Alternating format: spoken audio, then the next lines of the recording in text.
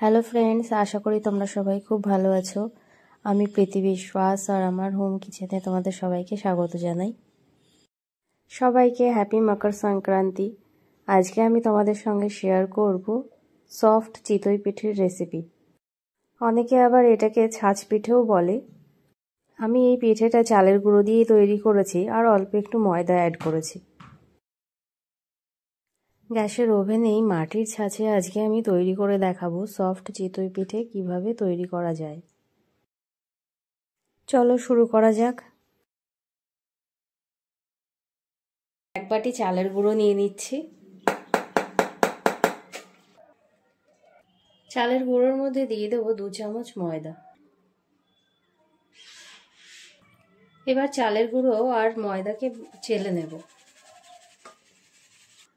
এইভাবে চেলে নিলে খুব ভালো জালি জালি পিঠে হবে।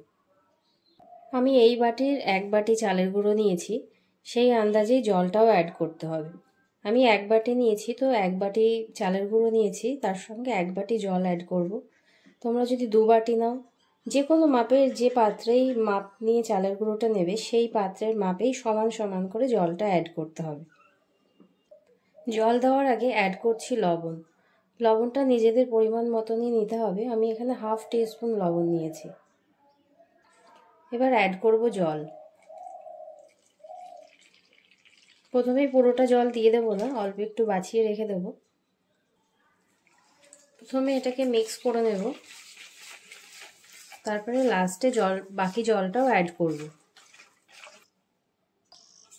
জলের পরিমাণটা কিন্তু ঠিক না রাখলে পিঠেগুলো ফুলবে না আর জালি জালি হবে না।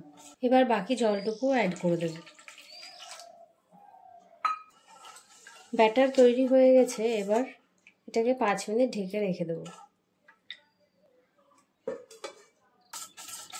5 মিনিট হয়ে গেছে। এবার চালের গুঁড়োটাকে, যে মিক্সচার আমরা তৈরি করেছি, সেটাকে খুব ভালো করে ফেটিয়ে নিতে হবে।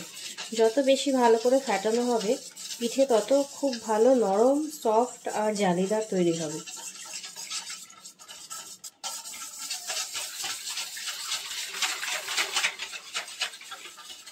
খুব ভালো করে ফেটিয়ে নিয়েছি। তারপরে অ্যাড করব বেকিং সোডা 1 টিস্পুন। বেকিং সোডাটা ঠিক বানানোর আগেই অ্যাড করতে হবে।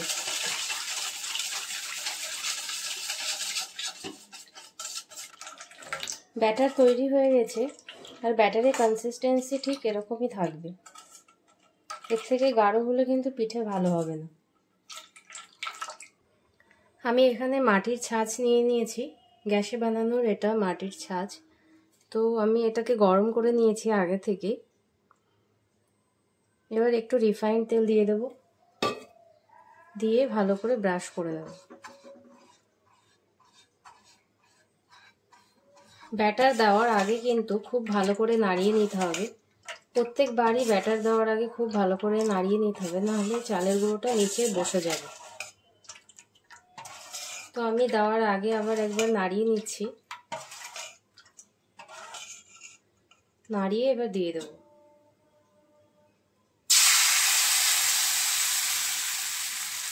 এটাকে ঢেকে দিতে হবে।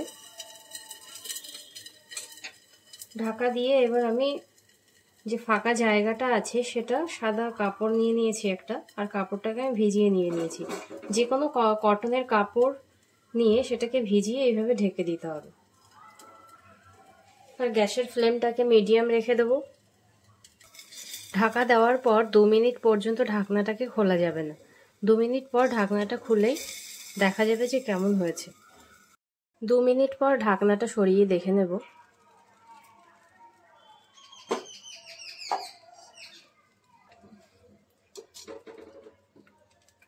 এবার হালকা হাতে এটাকে তোলার চেষ্টা করব।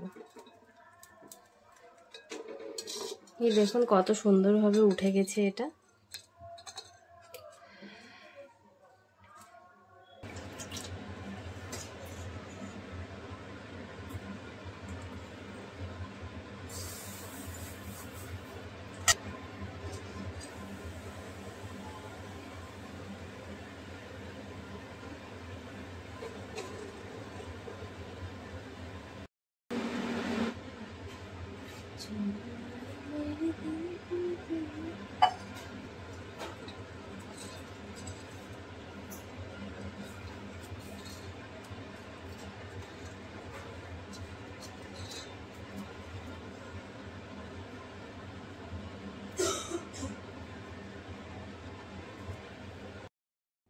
পিঠেগুলো খুব সুন্দর সফট তৈরি হয়েছে।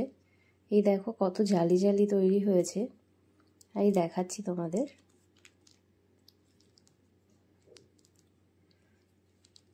এই দেখো কত জালি তৈরি হয়েছে, তোমরা নিজেরাও দেখতে পাচ্ছ। আমি যেভাবে তৈরি করেছি ঠিক সেইভাবে তৈরি করলে তোমাদের পিঠেগুলো এরকমই তৈরি হবে। আমি এখানে সার্ভ করেছি খেজুরের গুড় দিয়ে। খেজুরের গুড় দিয়ে পিঠে খেতে কিন্তু দারুণ লাগে।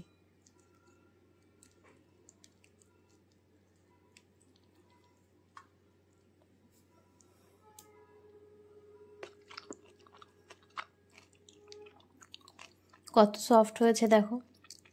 তোমরাও ঝটপট করে বাড়িতে তৈরি করে ফেলো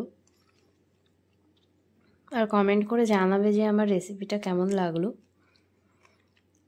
আশা করি তোমাদের পিঠেগুলো ঠিক এইভাবে সেম আমার মতনই হবে। আমি যে যে প্রসেসে বলেছি সেগুলো ফলো করলে ঠিক এইভাবেই পিঠেগুলো তৈরি হবে। এখনও যারা যারা আমার চ্যানেলকে সাবস্ক্রাইব করোনি প্লিজ আমার চ্যানেলকে সাবস্ক্রাইব করে দেবে, লাইক করবে, কমেন্ট করে জানাবে যে আমার রেসিপিগুলো তোমাদের কেমন লাগে। ওকে, বাই বাই।